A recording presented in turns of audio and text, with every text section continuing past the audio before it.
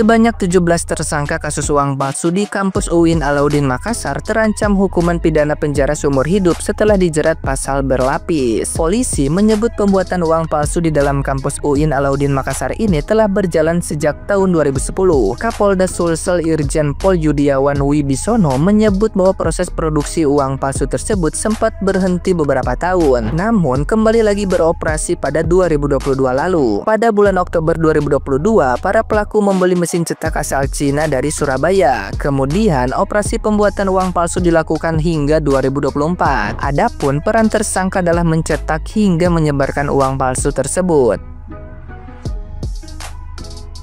Nah, gimana nih menurut netizen yang terhormat? Silahkan berkomentar ya. Bukannya mundur, Rektor UIN Alauddin Makassar justru marah, malu dan merasa tertampar. Selanjutnya, Rektor UIN memecat atau memberhentikan secara tidak hormat dua oknum yang menjadi tersangka kasus uang palsu. Pertanyaan yang selalu ditanyakan oleh netizen atau kalangan masyarakat hari ini, apakah benar, apakah betul Rektor UIN Alauddin Makassar tidak mengetahui tentang masuknya mesin yang sangat besar ke dalam kampusnya? Bagaimana tanggapan teman-teman? Silahkan komen di bawah ini.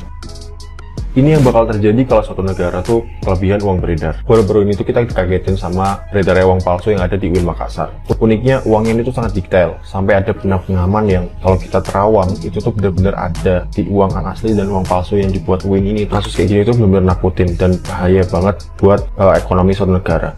Bahkan di masa lalu tuh pas Perang Dunia Kedua ada suatu negara tuh yang sampai ngemalsuin uang dari negara lain buat ngelemahin negara itu. Namanya Operasi Bernhard.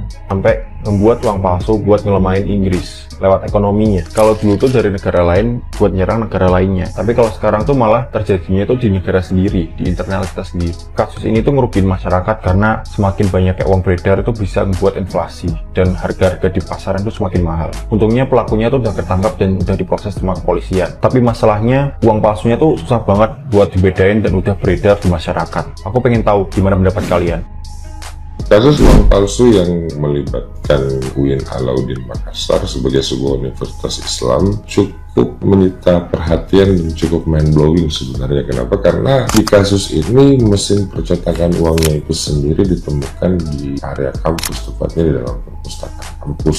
Sebenarnya dalam pandangan hukum tentang peredaran uang palsu ini diatur dalam ketentuan Undang-Undang Nomor 7 Tahun 2011 tentang mata uang, di mana dalam pasal 36 ayat 1 itu mengatur tentang pidana yang bisa didapatkan oleh orang yang kemudian memalsukan uang, yaitu pidana penjara maksimal 10 tahun dan denda maksimal 10 miliar rupiah. Sedangkan pasal 36 ayat 2 itu adalah pasal untuk orang-orang yang kemudian menyimpan secara fisik uang palsu tersebut dengan ancaman pidana maksimal 10 tahun dan denda juga 10 miliar rupiah. Sedangkan pasal 36 ayat 3 itu untuk orang-orang yang mengedarkan uang palsu, di mana ancamannya pidana penjara maksimal 15 tahun dan denda paling banyak 50 miliar rupiah. Tapi permasalahannya adalah framing yang dibuat media di kasus ini, di mana seolah-olah bahwa UIN Alauddin Makassar itu terlibat di dalam peredaran uang palsu ini. Saya pikir kita mulai harus memisahkan bahwa ini tidak ada hubungannya dengan UIN Alauddin Makassar. Saya punya banyak teman-teman juga di UIN dan saya tahu bahwa kampus itu seharusnya kampus yang memiliki kualitas khususnya di bidang keislaman. Namun memang pelaku ini telah mencoreng nama baik kampus tersebut dan sungguh sangat disayangkan. Kalau saya untuk informasi hukum yang lainnya.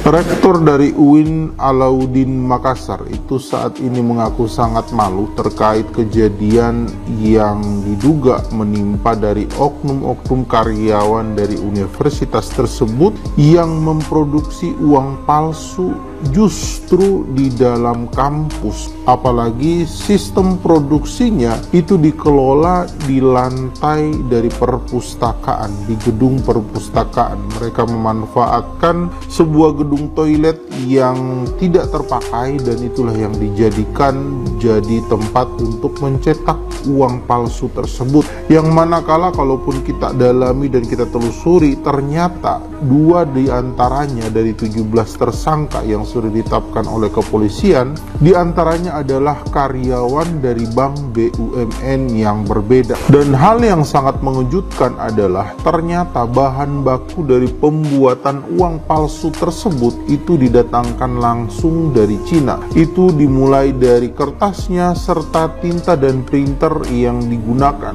Mungkin niatannya agar hasil cetakan uang palsu yang dikeluarkan itu memiliki keidentikan sekitar 90%, dan juga di sana diamankan beberapa mata uang, diantaranya mata uang dari rupiah dan mata uang dari Vietnam, dan kalau nggak salah juga ada mata uang dari Korea Selatan. Dan hal tersebut pernah juga ada salah seorang dari mereka itu yang mengajukan diri untuk menjadi seorang partai politik atau anggota dari pencalonan gitulah, jadi caleg lah. Namun karena tidak ada partai yang mengusung, jadinya beliau ini tidak jadi untuk dicalonkan. Nah, rencananya duit tersebut bakal digunakan untuk membiayai proses percalonan. Dan yang sangat miris banget itu ternyata kejadian ini itu terjadi di sebuah lembaga universitas, dan ini yang menjadi sangat catatan penting. Kok bisa universitas itu menjadi gembong, menjadi tempat untuk memproduksi uang palsu? Bagaimana menurut pendapat kalian, teman-teman? Yang lagi hangat, Kepala Perpus UIN Makassar bangun pabrik uang palsu di kampus. Nah loh, speechless nggak? Ini gimana nih? Kapan hari itu kan memang udah diberitakan, ramai diberitakan bahwa di UIN Alauddin Makassar ada tempat pembuatan uang palsu. Dan itu disinyalir oleh salah satu staf. Ternyata setelah dikembangkan, speechless banget. Tersangkanya itu banyak, kepala perpustakaan, ada juga staf bank milik negara, ada juga PNS, dan beberapa orang yang berjumlah 17 orang. Yang mirisnya itu ada beberapa yang ternyata di luar ekspektasi kita. Misal kayak barang atau barang cetaknya, alat cetak uangnya itu ternyata didatangkan dari Cina seharga 600 juta. Dan itu pun memasukkannya ke UIN Alauddinnya itu pakai forklift. Gimana itu masuknya? Kok bisa? Mungkin karena kepala perpustakaannya mungkin pakai alibi. Tapi alibi apa? Di perpustakaan kan butuh apa ya? Apa butuh mesin fotokopi perpustakaan? Kan enggak juga sih. Memasukkan alat sebesar itu terus pihak kampus nggak tahu kan juga janggal. Apa alasannya? Apa memang satpamnya di situ tuh disuruh tutup mulut atau seperti apa? Ya saya juga nggak tahu sih. Terus ada lagi yang lebih mengejutkan, bahwa uang itu lolos alat detektor. Jadi ada benangnya itu juga ada, semuanya ada, canggih kan Pak. Ada yang bilang juga di beberapa media bahwa mereka sudah mengedarkan 150 juta, terus 250 juta. Yakin Pak, cuman itu. Logikanya alatnya itu 600 juta loh Pak. Kalau cuman ngedarin segitu kan rugi Pak. Gimana bisa pemerintah kan kecolongan? Makanya kemarin tuh kita deflasi habis-habisan. Harga uang itu lebih tinggi daripada harga barang. Ya kalau nggak salah deflasi seperti itu ya. Dan itu jadi dampak bagi kita semua.